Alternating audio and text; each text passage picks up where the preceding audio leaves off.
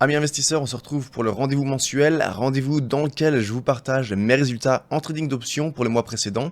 Donc là, je vais vous montrer en toute transparence mes résultats pour juillet 2026, ainsi que mon portefeuille. Comme ça, vous verrez les positions que je détiens en ce moment. Je rappelle que vous êtes ici sur la toute nouvelle chaîne que j'ai lancée, qui est dédiée aux options. Donc si vous n'êtes pas encore abonné, je vous invite à vous abonner en un petit clic. Je rappelle que j'avais décidé de séparer ma chaîne principale avec ma chaîne dédiée aux options pour vraiment ceux qui ne sont intéressés que par ça.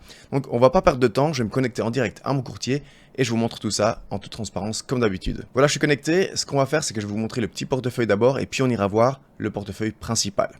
Je rappelle que ce petit portefeuille, je l'ai lancé le 6 janvier 2025 avec l'objectif de prendre des positions un petit peu plus spéculatives, plus volatiles que sur le compte principal.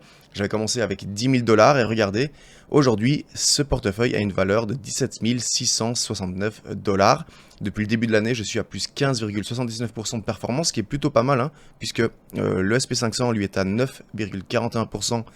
Et si je regarde le Nasdaq est lui à plus 9,53%, donc on surperforme pour le moment. Et depuis la création de ce compte, je suis à, regardez, plus 70% de performance, donc c'est-à-dire en 1 an et 7 mois. Donc plutôt pas mal. Qu'ai-je comme position dans ce portefeuille? Et bien regardez, c'est simple, j'ai qu'une ligne en ce moment. C'est un combo sur NIO. C'est pas vraiment un combo, c'est juste que comme j'ai passé l'ordre en même temps, Mexem les a mis ensemble. Mais en gros, il s'agit de 15 ventes de cash secure put sur NIO pour le 21 août à 4 $ de prix d'exercice et 15 ventes pareil sur NIO à 4,5 $ ici par contre pour le 14 août. Donc voilà, NIO est au-dessus de ça, donc mes positions ici sont hors de la monnaie, OTM, tout va bien. Passons maintenant au compte principal, car je sais que c'est ça qui vous intéresse le plus. Le portefeuille est aujourd'hui valorisé à 322 544 $. Et comparé au mois passé, c'est une belle progression. Rappelez-vous, j'étais un petit peu en dessous de 300 000. L'objectif était d'arriver à ces fameux 300 000 $ de portefeuille. C'était un objectif que je m'étais fixé depuis plus d'1 an et demi, 2 ans. Je l'ai enfin atteint et maintenant je pense que je suis sur la bonne voie pour atteindre les 400 000 $. Ce portefeuille, depuis le début de l'année, a une performance de plus 15,95%. C'est vraiment top. Donc je bats le Nasdaq et le SP500 pour le moment. Très belle performance, très très content. Et en position, eh bien on va aller voir ça ensemble. On commence par la première ligne qui n'est autre que Haidilao 6862. C'est, je le rappelle, une chaîne de restauration chinoise. Donc j'avais acheté des actions au marché, 3000, et j'avais également été assigné sur 3 contrats. Pourquoi seulement que 3 contrats pour 3000 actions? Eh bien tout simplement parce que certaines options ne valent pas toujours un contrat pour 100 actions. On peut le voir sur des mini-contrats sur indices, comme par exemple certains contrats sur le SP500 où un contrat ne vaut que 10 actions. On a également des mini-contrats sur des grosses entreprises françaises, je pense notamment à Total Energy, à LVMH. On peut trouver des contrats où un contrat égale 10 actions et non pas 100. Et puis à l'opposé, on peut trouver des options où un contrat égale 500 actions ou un contrat égale 1000 actions. Ça, c'est plutôt souvent sur les bourses asiatiques, notamment la bourse de Hong Kong. Et ici, c'est ce qu'il se passe avec Haidilao. Un contrat égale 1000 actions. Donc j'avais acheté 3000 actions au marché, assigné sur 3 contrats. Donc aujourd'hui, je me retrouve avec 6000 actions en portefeuille, avec un PRU de 11,76 $ hongkongais. J'avais vendu des puts qui ont expiré vendredi dernier. Et donc sur ces 6000 actions, qu'est-ce que je fais? Eh bien, je vends des covered calls. Donc, j'ai vendu 6 covered calls pour le 28 août à 12,5 $ de strike, donc au-dessus de mon PRU. Donc, si jamais Haidilao remonte et que je me fais assigner, non seulement j'aurai empoché des belles primes, mais en plus, j'empoche une plus-value puisque le PRU, comme je vous ai dit, est de 11,76. Donc voilà. J'ai toujours mes 200 actions Adobe en portefeuille. Adobe qui d'ailleurs a bien rebondi en juillet.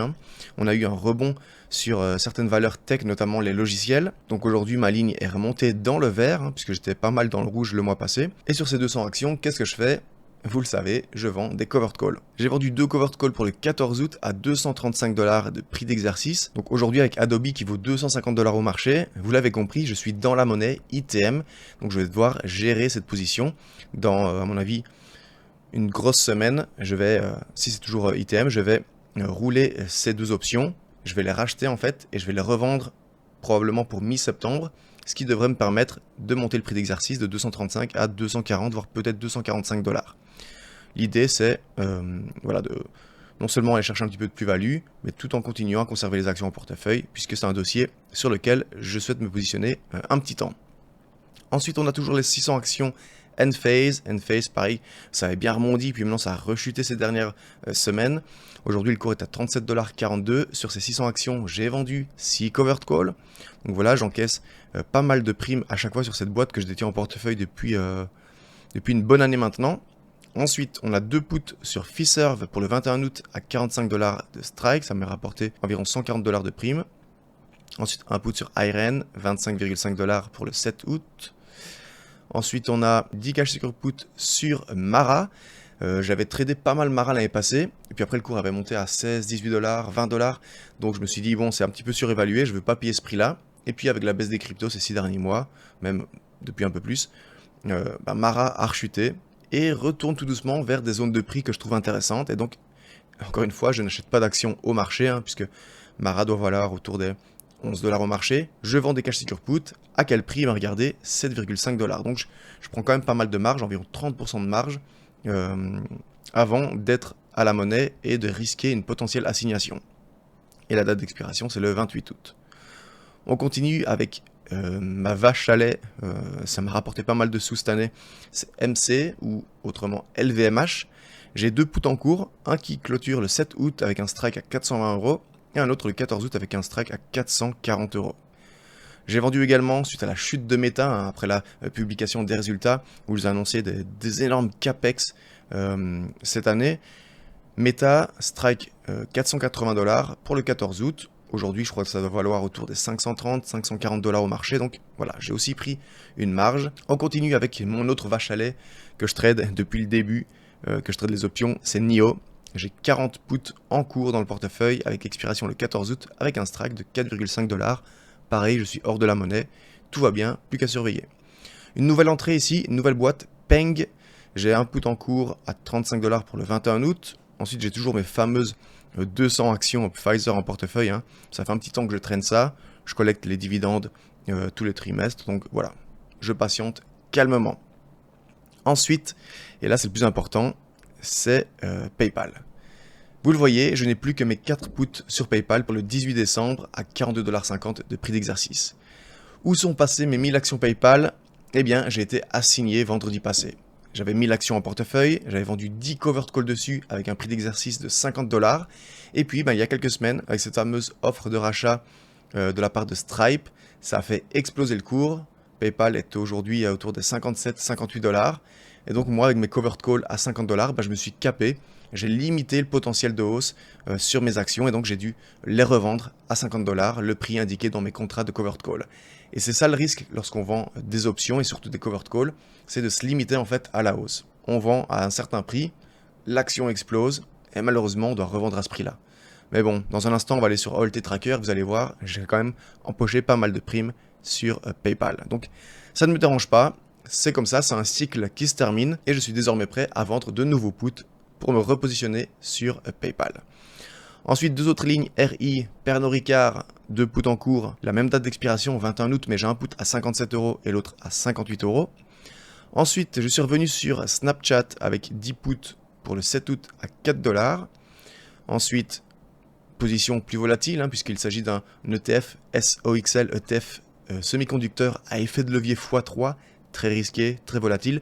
Je vous ai d'ailleurs fait une vidéo sur le risque qu'on prend lorsqu'on trade les effets de levier. C'est disponible sur ma petite chaîne secondaire dédiée aux options. Donc, je vous mettrai le lien de cette vidéo ici en dessous dans la description. Si vous souhaitez aller la voir, je vous encourage à aller la voir. D'ailleurs, c'est quand même intéressant de comprendre comment ça fonctionne. Et puis, on continue avec 2 puts sur TTD, Trade Desk à 15,50 $ pour le 7 août. Et puis 2 puts sur Vici à 27,50 $ pour le 21 août. Et voilà les amis, la plupart de ces positions sont hors de la monnaie, à part Vici et mon covered call sur ici, Enphase et aussi Adobe. Donc je vais devoir gérer ça la semaine prochaine, aucun souci, je sais comment faire. Et d'ailleurs si vous ne l'avez pas encore téléchargé, j'ai un petit ebook disponible ici en dessous en description pour apprendre ce que sont les options et la stratégie que j'utilise et que j'applique à mon portefeuille depuis plus de 4 ans maintenant. On va se rendre sur OLT Tracker, le logiciel que j'ai vibe codé avec Claude, merci l'intelligence artificielle. On peut voir pas mal de données ici sur mon portefeuille. D'ailleurs, les courtiers m'aiment beaucoup puisque j'ai payé quand même pas mal de frais depuis que je trade les options. Donc ici j'ai toutes les années, mais ce qui nous intéresse c'est surtout les data ici, les open positions. Ici c'est simple, c'est exactement ce que vous avez vu dans mon portefeuille. J'ai également implémenté ici un calendrier d'expiration qui me montre mes positions, celles qui sont OTM et en rouge celles qui sont ITM, ce que je dois surveiller.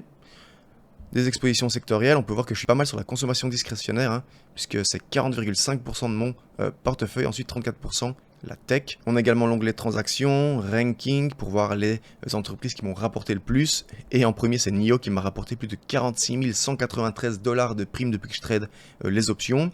PayPal qui m'a rapporté plus de 19 832 $. Donc même si, vous le voyez, hein, je dois revendre mes actions, c'est pas grave, je vous l'ai dit, c'est un cycle qui se complète, c'est ça la stratégie de la roue en fait. J'ai empoché pas mal de primes et je suis prêt dès lundi prochain à revendre de nouveaux puts dessus. Ensuite, Louis Vuitton, j'ai dépassé les 10 000 $ dessus. Crocs qui me rapportait pas mal. SoFi, Mara, Enphase, Adobe, Google, etc. Donc voilà. Et si on va voir le rapport mensuel, c'est-à-dire le rapport du mois de juillet, puisque ça vous intéresse aussi, vous voulez voir combien de primes j'ai empoché, eh bien regardez, en juillet 2026, j'ai empoché 8065,35 $ de primes. Avec le capital que j'avais en début de mois, je rappelle que ce capital, c'est tous les dépôts que j'ai fait, plus tout le réinvestissement de mes primes, puisque je ne retire rien. Je réinvestis 100% de mes primes. Hein. Je suis en pleine phase accumulative sur mon portefeuille. Et bien, sur base de ce capital, les primes m'ont rapporté un rendement mensuel de 2,62%. C'est ma meilleure performance ici en termes de primes et de rendement mensuel depuis pas mal de temps. En juillet, j'ai effectué 30 trades, j'ai vendu 25 puts et 5 calls. Et les actions qui m'ont rapporté le plus, bah regardez, c'est PayPal, 1718 $. SEXL, le fameux ETF à effet de levier x3, 1547 $. Et puis Louis Vuitton, 1528. Et en termes de rendement, c'est SOXL, j'avais vendu un put très court terme en plus, hein, qui m'avait rapporté, juste sur la durée de ce trade, 4% net. Je crois que si j'avais annualisé ça, on était à du 150% de rendement.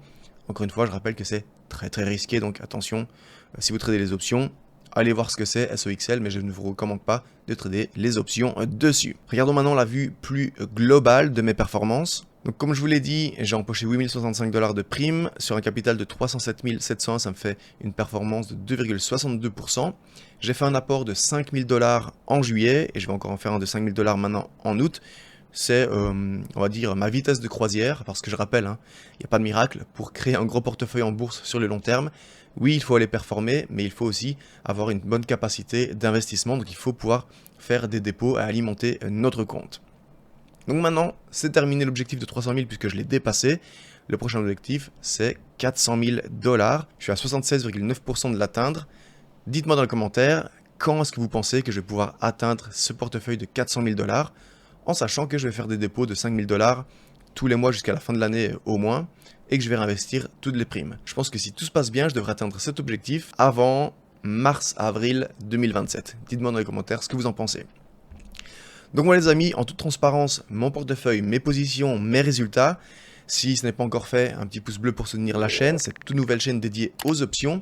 Un petit abonnement si ce n'est pas encore fait, pareil, hein, c'est vraiment la chaîne à se développer, ça me motive à continuer à faire ce genre de vidéos.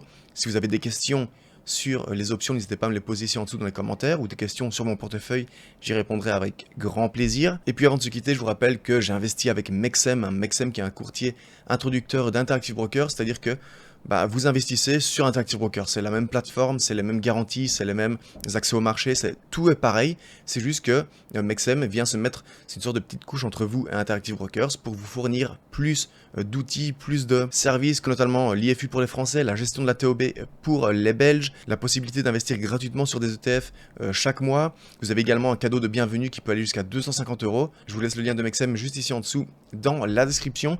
Les amis, un grand merci d'avoir regardé cette vidéo jusqu'à la fin. En attendant la prochaine, je vous dis salut, ciao ciao.